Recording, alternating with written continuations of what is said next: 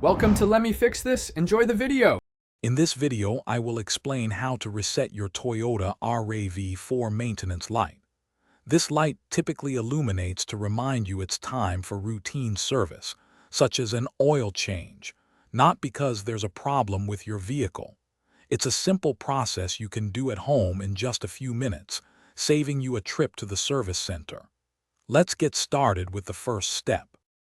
First, get into your RAV4 and insert the key into the ignition.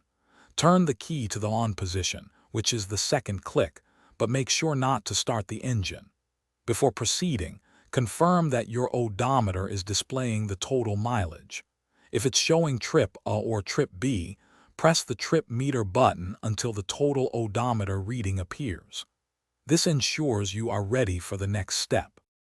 Now, locate the trip meter reset button on your dashboard, usually near the odometer. Press and hold this button firmly. While keeping the button pressed, turn your ignition key to the OFF position.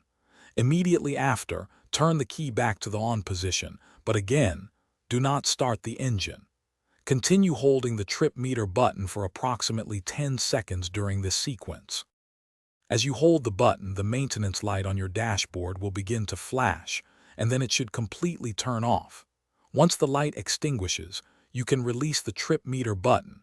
Now, go ahead and start your Toyota RAV4. The maintenance light should no longer be illuminated, confirming a successful reset.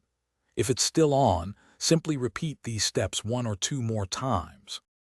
Thanks for watching. If you found this helpful, don't forget to like and subscribe.